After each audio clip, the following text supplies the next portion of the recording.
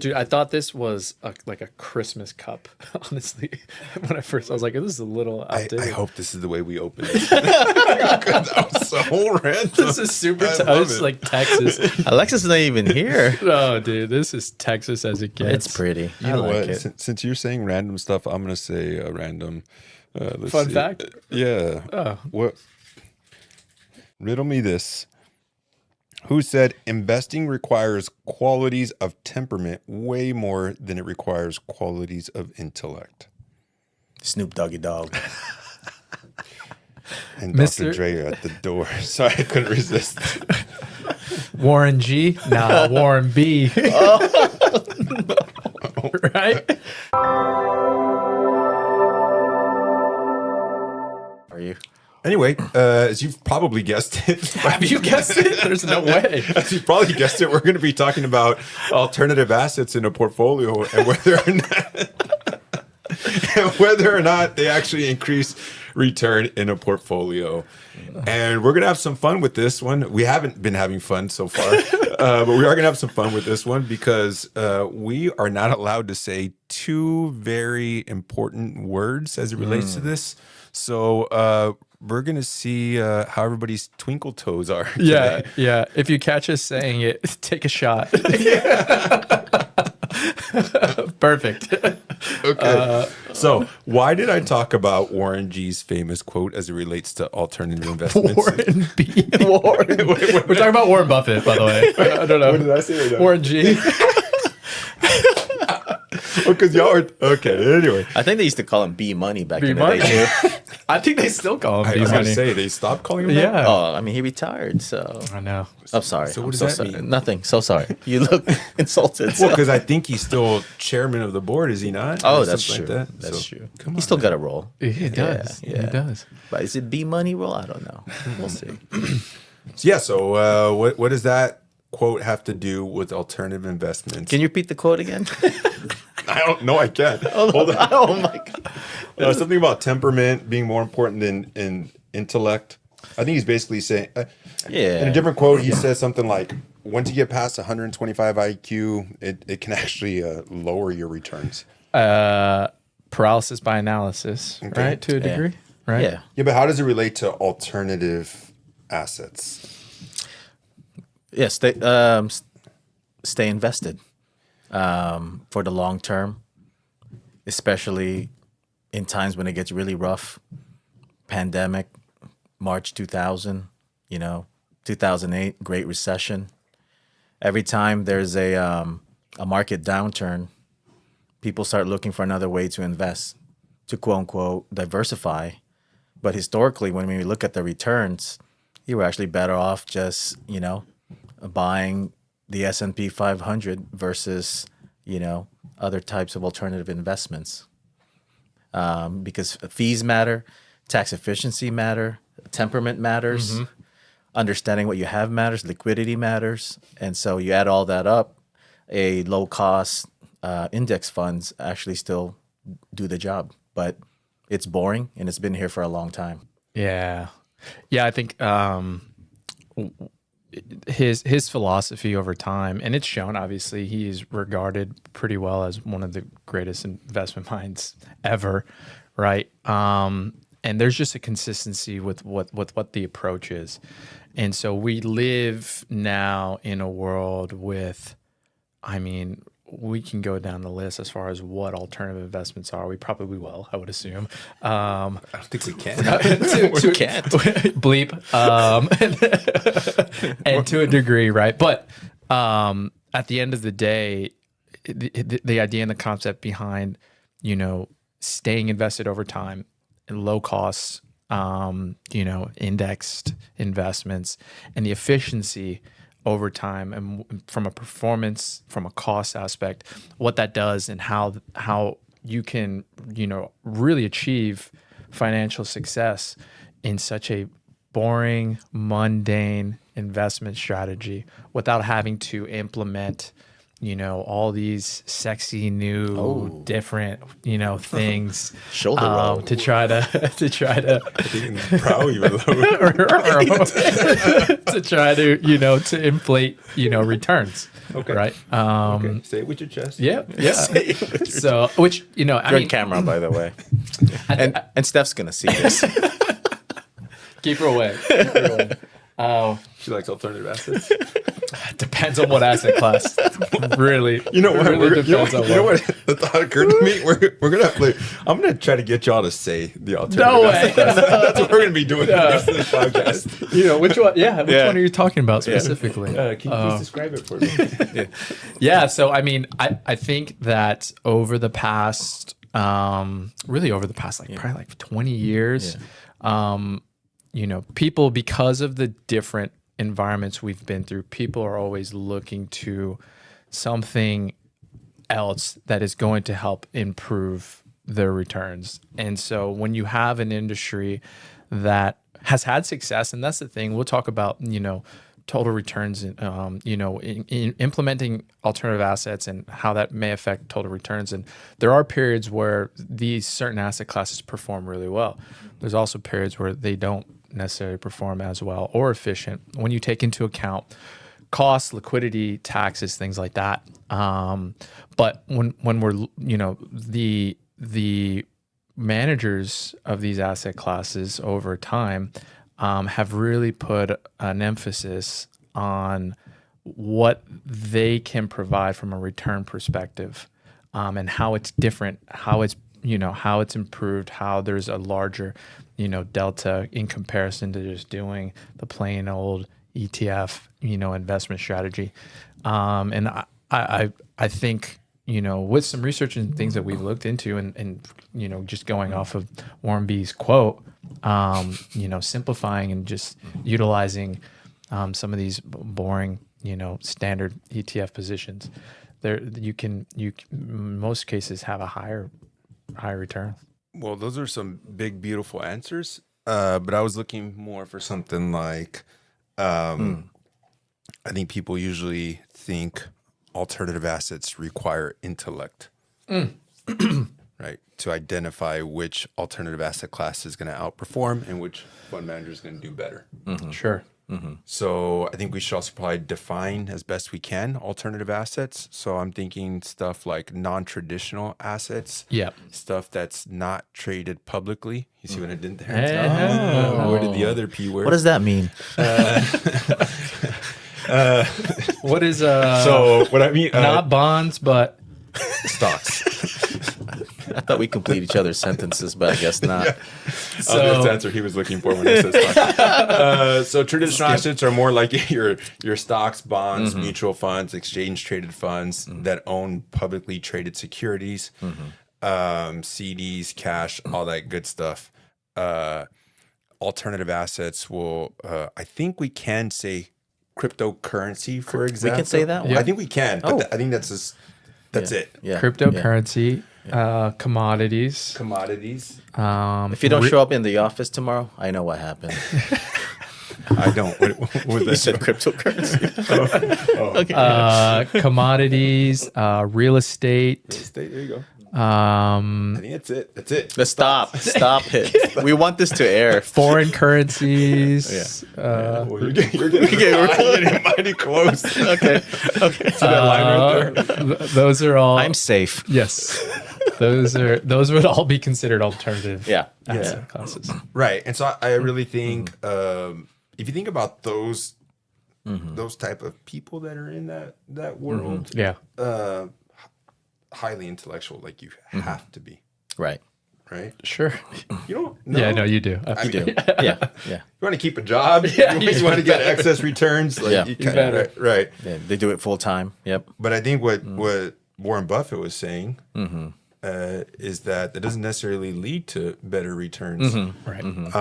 In fact, do y'all remember that bet he made? It was like a 10-year bet he made with that fund manager. Yes. See what I did there too? I did. Yeah. I'll let y'all Google that and you can determine what type of fund. Yeah. I cannot say what type of fund. Let me reiterate. Which, again, in case you can't tell the sarcasm, and shakiness. There was a sorry, I'm sidetracking a little bit, but reason why it kind of upsets me that we can actually not speak freely in an educational matter about these types of assets is because these types of assets are basically mainstream now. Yeah. One type of asset was just recently approved for inclusion in 401k. So the masses are going to have access to these things, and where are they going to go to get that information and that guidance and that education? Right. Where we can't even speak about it freely. Right. All right, that was my soapbox. I'm off of Yeah, it. We'll get back on it later. But yeah, so Warren Buffett made this bet with this fund manager, stating that the S&P 500 would outperform this fund manager over a 10-year period. And James, tell me, who won? B money. Who's that? Sorry, that's Warren Buffett. Okay. Yeah. Okay. Yeah. Yeah. So then the S&P 500 beat this highly intellectual. Not in the beginning though. I think they started this bet 2008. Great time to start, and great recession. First 2 to 3 years, the fund manager was actually winning, but over the long haul, the S&P ETF caught up. But I think he kind of made some mistakes early on, the fund manager, because he actually, I don't know if I can say this, he actually picked 5 fund of funds.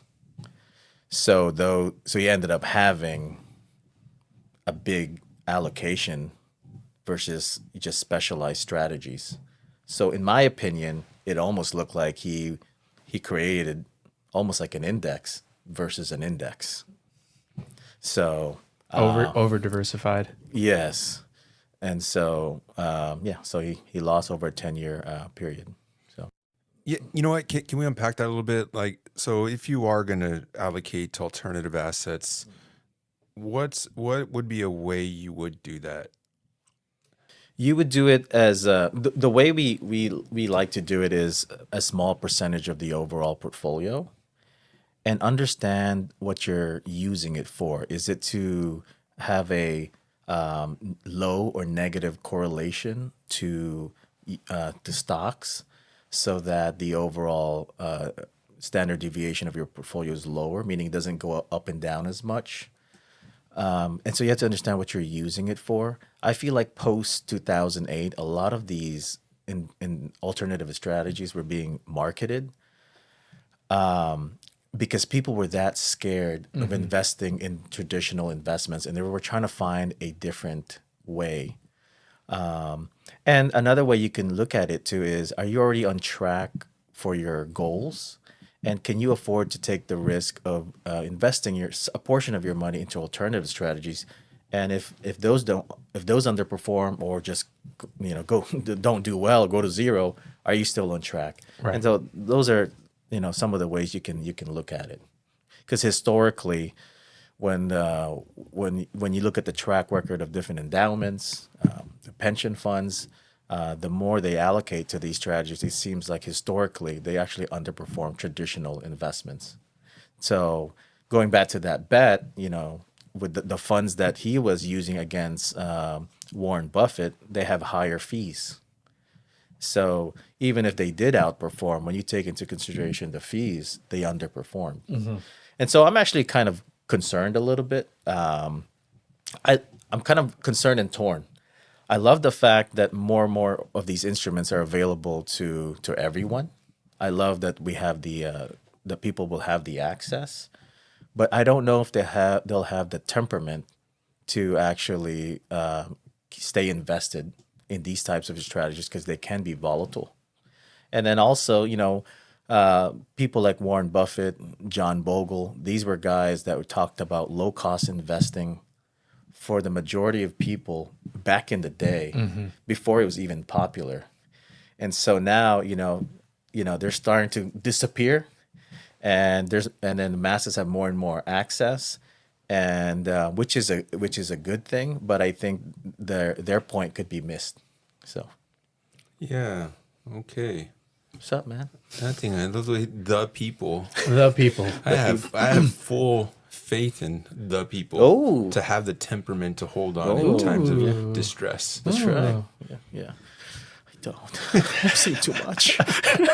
I've been through it a couple of times. There's a reason why post 2008, when the market dropped, 57% from peak to trough, these were marketed. It means that not only were the masses looking for them, that means practitioners were looking for them. Right.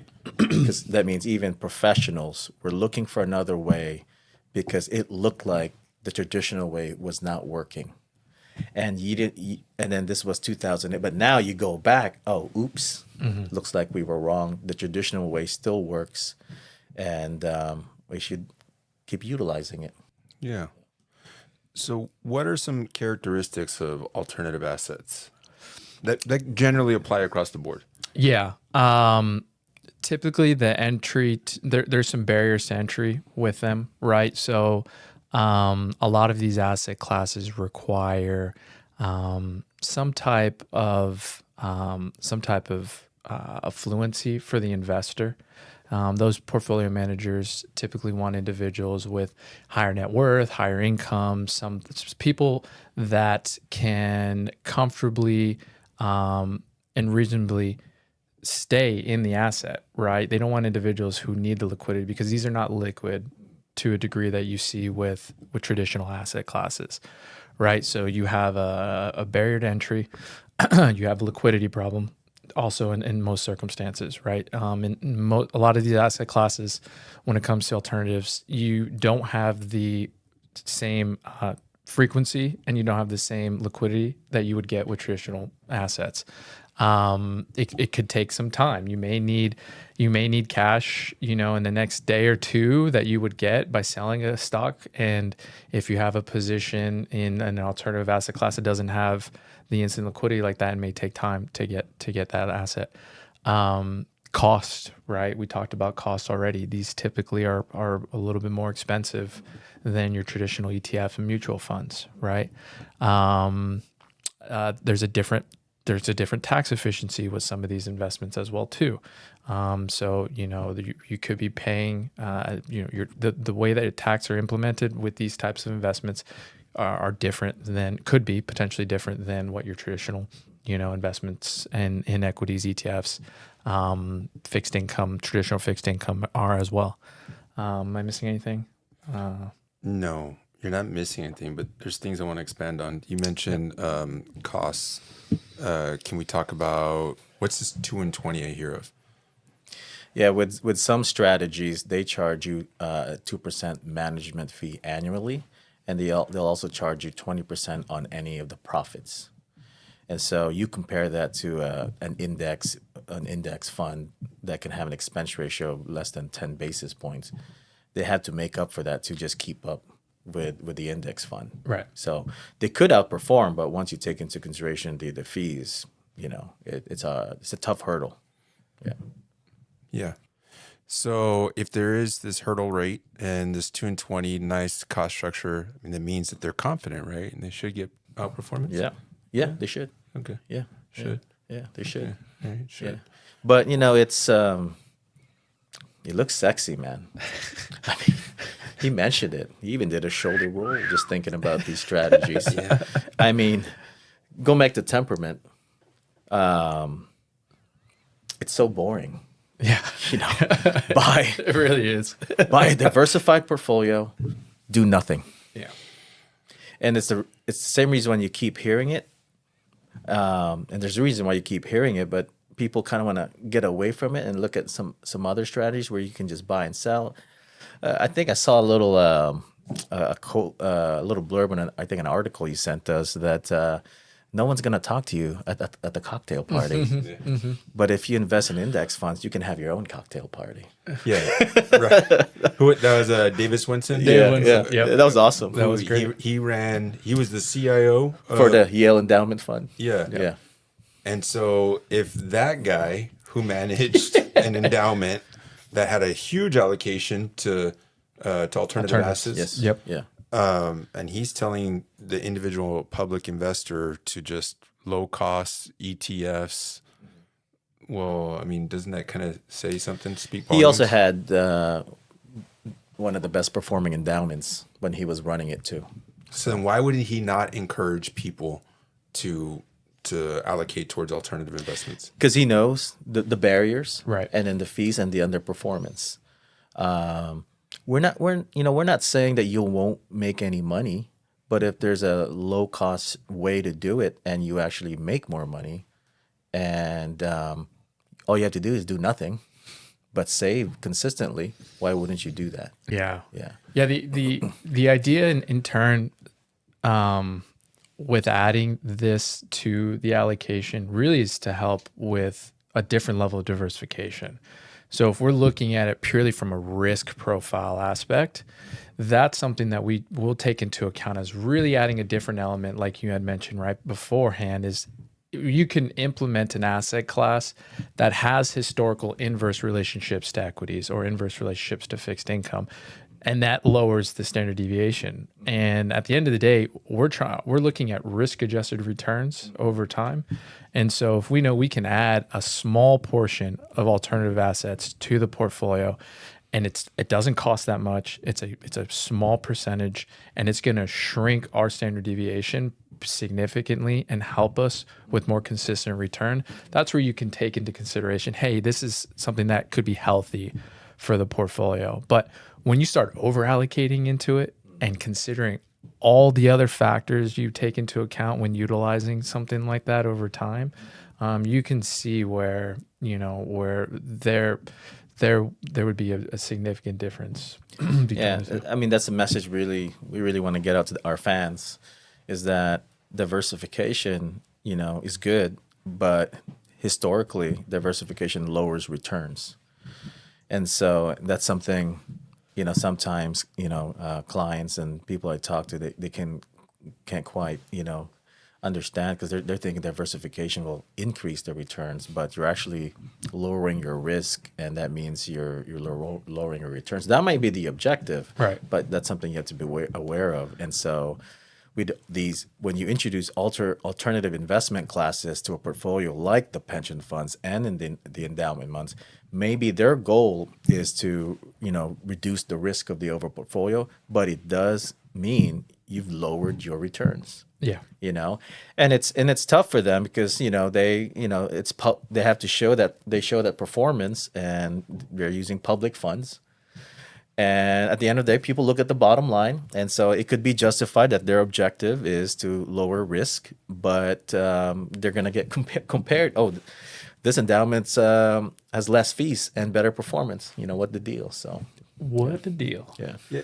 Speaking of that, so Bill Ackman was in the news recently talking about Harvard's endowment, and he made a comment that the alternative assets in that portfolio are probably really only worth about 60% of what's on the statement. Right. Yeah. How is that possible? What does he mean by that? Who's valuing it? Who's valuing the assets? So, Yeah. They get the actual value of the portfolio and what they own. It's all based on a market value, and what that perceived market value is and what it really could sell for are two completely different things. And so, we're in an environment where, nothing's worth, it's only worth what someone's going to pay for. Right. Right. And so at the end of the day, that two things: one, the cost associated to it devalues the portfolio, and then what the actual true sell market value is for those investments as well. Two completely different things. It's not like you go on and you want to buy Apple, and Apple's trading at X dollar amount, and that's the cost. So the only way you buy it is you pay that dollar amount for it. No, these alternative asset classes have a value based on what someone's actually going to purchase that investment for. Yeah. It's two different things on what it's perceived and what someone's going to actually buy it for. Okay, so if an endowment is touting a 10% annual return over the last 10 years and have a big allocation to alternative investments, then have they really realized a 10% per year return? If those investments are really only worth 60%? Right. Yeah, if there is any allocation to alternatives, then no, more than likely not, because the total actual value of the alternative is it's going to be less than what the perceived value is. Yeah, the stock market has been here for such a long time, and I think, I mean, this is so basic and fundamental, but I think it's now overlooked. The reason why it's so liquid, because there's a willing buyer. Right. The volume I know is it's so so I know insane. it's so simple, Yeah. and we do it every day, and but that's why it's liquid because on every second, every minute, if you sell or buy something, you're gonna get the price Right. that Right. And for alternative investment classes, there's different valuation ways to do it. Correct. There's different third parties doing it. Yeah, you look at a simple example is real estate, right? You look at the real estate as an alternative investment class. What you may value your investment property or your personal property at, right? Whether you utilize, a county appraisal, you use your own personal appraisal, whatever the case may be, you could value it at XYZ dollar amount. It's not worth that amount until someone pays you that amount for it. Right. Yeah. So it's similar for these other alternative investment, strategies. You can perceive it to be valued at a certain level, but until someone comes and writes you a check or pays for it for that level, it's not worth it. Right. And so what the true value is and what the market value are two different things. And so we see that with, real estate being an alternative strategy. Historically speaking, there are so many other things you have to take into consideration, when it comes to owning that asset class. It is a great way to diversify as well too. But there's multiple factors taken into consideration, and cost being one of them, that devalues what the total return on that real estate is over time as well. So y'all mentioned these types of investments are most appropriate for high net worth individuals. So why do high net worth individuals want these types of investments? Opportunity to outperform. I know we just spent the majority of time talking about the underperformance, but they simply have the net worth to take the risk, and they do want to diversify. In some cases, they can look at it as supporting their local community. Those are some of the reasons why they would look at those things. I mean, to be frank, in most circumstances, it's exactly what we were talking about before. Having something that your buddy or your friend doesn't have, right? So being invested in something unique and different that's not traditional, that somebody doesn't have access to, that's specialized or whatever the case may be, and being able to add that and have a different diversification within their portfolio. And then, I mean, some of these individuals, if you're super disciplined and you're utilizing asset classes that do have potential upside, understanding the timing of it and utilizing it, and understanding that, hey, this asset class is performing really well right now. This may not be the case always, but being able to be comfortable taking an exit out of those strategies as well too, and doing it with some discipline, having a set target in regards to the return on that asset class as well too, and understanding that, hey, you can do it in a way. I mean, it's difficult, it's really hard, but it's an opportunity that other people don't have to be able to get a little bit higher return over time. Yeah. Something to talk about at a cocktail party. Yeah. Right? Yeah. That's what you're saying. Exactly. Yeah. What your buddies like, man, look what, I got access to this. This is something cool, unique. There's only so many people that have access to it, right? Yeah. How's the performance? Yeah. That doesn't matter. Don't worry about Who it. cares? I only talk about my wins. Who cares? Who cares? Performance. Silly goose. Yuck. So we managed to go a whole podcast about alternative investments without saying the forbidden words. Really? Yeah, that's pretty good. On the count of three. We'll just kidding. Please. Yeah. I one of the things I wanted to mention too, because we talk about it and clients bring it up, precious metals as an alternative, right? And so a lot of people invest in gold. And I think the idea behind gold conceptually, and then there's a couple of different things behind gold when people talk about investing in it. But historically speaking, The last 50 years, total rate of return of the gold index has been roughly about 7.6%. The S&P 500 in the last 50 years has done over 10% annualized rate of return over that time frame. That's a significant delta. Save a little for our precious metals pod. That We're having one. Oh yeah, remember we got approval for that. Oh, we did. Yeah. Not anymore. We still got to be careful on that one too. But that would be considered an alternative investment, and it does. There's a little bit of inverse relationship to some asset classes, but it'll help from a diversification aspect for sure. But in comparison, you'll just look at that asset class in comparison to just the S&P. There's a wide difference, pretty significant difference, total return over the last 50 years. Okay, so I'm going to sum it up and tell me if I'm right or wrong. So, 1, be disciplined in the amount of your portfolio that you allocate to alternative investments. Yep. 2, to understand why you're buying it as a diversification or potential for excess return. And 3, if you're going to allocate to private equity in your 401k, make sure you read the literature. Hopefully. Did you get what I did there? I said it. Shot. Delivered. Delivered literature. That pretty much sum it up? Yes, sir. Yep. Okay. Well, thanks again for tuning in to another episode of Our 2 Cents on Your Dollars. Till next time. Voice in this podcast are for general information only and are not intended to provide specific advice or recommendations for any individual. To determine which strategies or investments may be suitable for you, consult the appropriate qualified professional prior to making a decision. There is no assurance that the techniques and strategies discussed are suitable for all investors or will yield positive outcomes. The purchase of certain securities may be required to affect some of the strategies. Investing involves risks, including